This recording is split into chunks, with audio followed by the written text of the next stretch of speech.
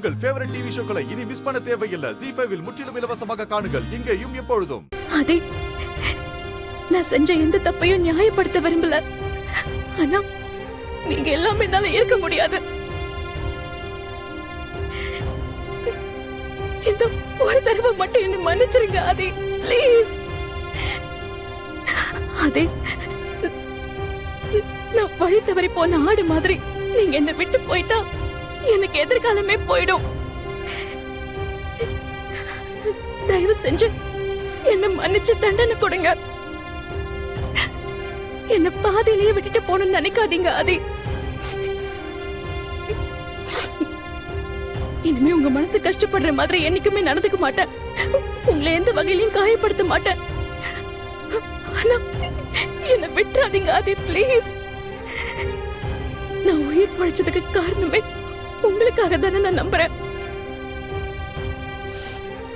என் உயிரை திரும்ப போக வச்சிடாதீங்க ஆதி. இது என்னோட மறுஜென்மமா தான் நான் நினைக்கிறேன். இதுல முழுக்க முழுக்க உங்களுக்காக மட்டும் வாழணும்னு நினைக்கிறேன். எனக்கு ஒரே ஒரு வாய்ப்பு கொடுங்க ஆதி, ப்ளீஸ். என்ன மன்னிச்சு ஏத்துக்கோங்க ஆதி, ப்ளீஸ்.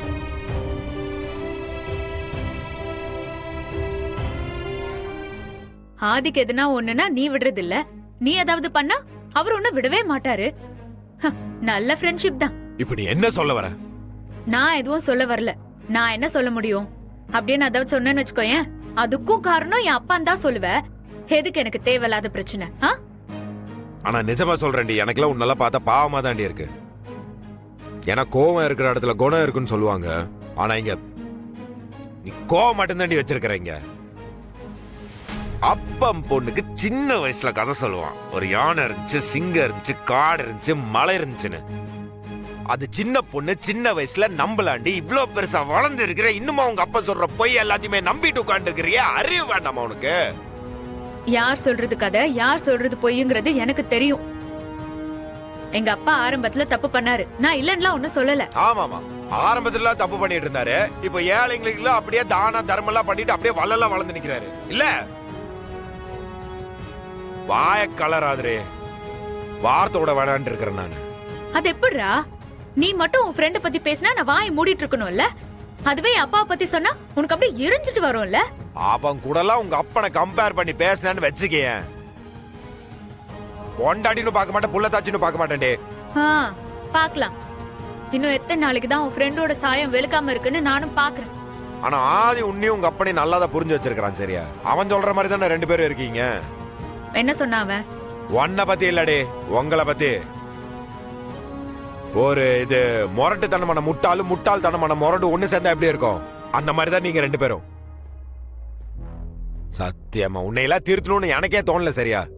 நீ எல்லாம் உங்க அப்பன் கூட சேர்ந்தே நாசமா போ. நாசம். ஆனா வயிற்றுல இருக்கிறது நம்ம குழந்தையா இருக்காடி, அதனாலதான் பல்ல கழிச்சு அமைதியா உட்காந்து இருக்கிறேன் நானு.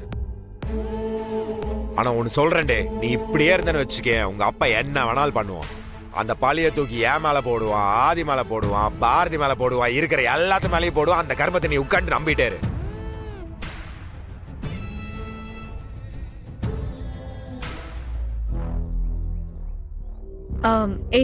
ஏதாவது ஒரு மாதிரி இருந்தா என்ன கூப்பிடு, சரியா?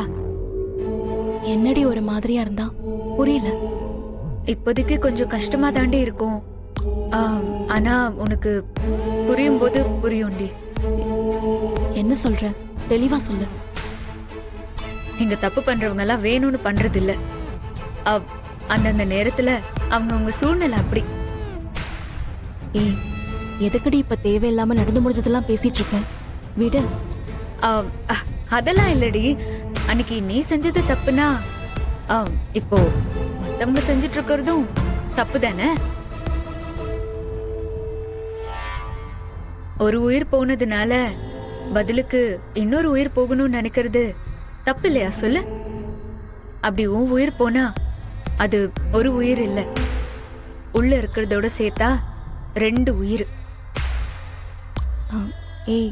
அதான் எனக்கு சரியாயிடுச்சுல, விடுடி. நீ போய் பவித்ராவை முதல்ல பாரு, நான் போய் கொஞ்ச நேரம் ரெஸ்ட் எடுக்கிறேன். ம். நீ போ.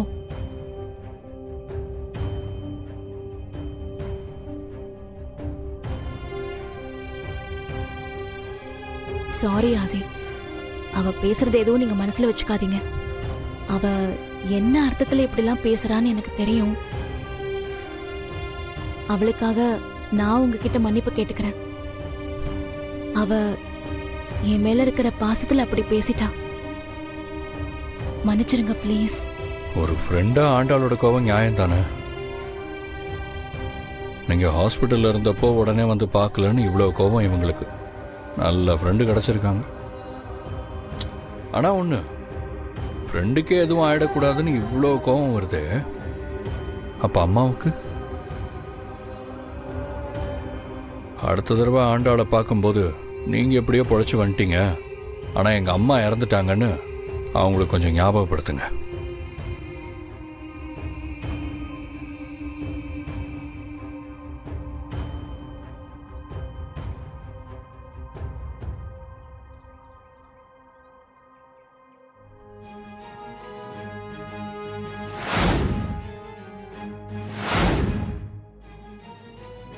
அதா இந்தா, அம்புட்டு நகையும் தூக்கிட்டு போய் உன் தங்கச்சி கிட்ட கொடுத்துரு.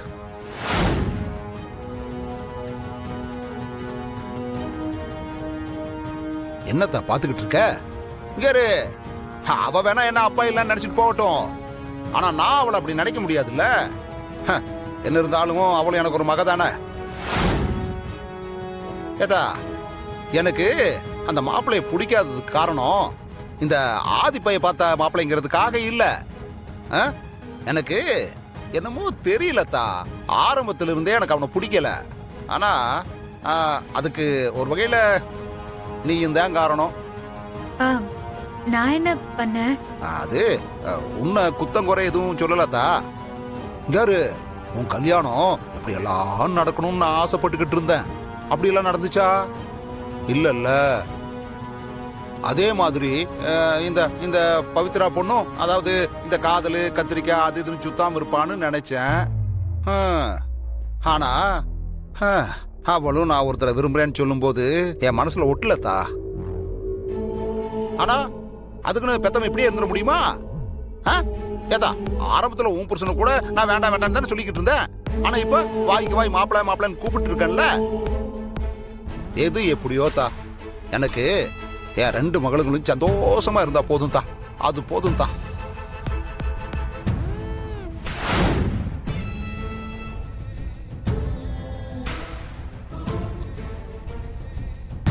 என்ன, வா போலாம். எங்கத்தா? என் கூட வா. அவங்க ஆசைப்பட்டாங்களே, அதனால தான் சொன்னேன். பாரு, என்னமோ இவன் கூட சேர்ந்து அப்பாவை கண்டபடி பேசினல்ல. பாரு, உனக்கு சேர வேண்டியதுன்னு எவ்வளவு நகையை தூக்கி கொடுத்திருக்காருன்னு.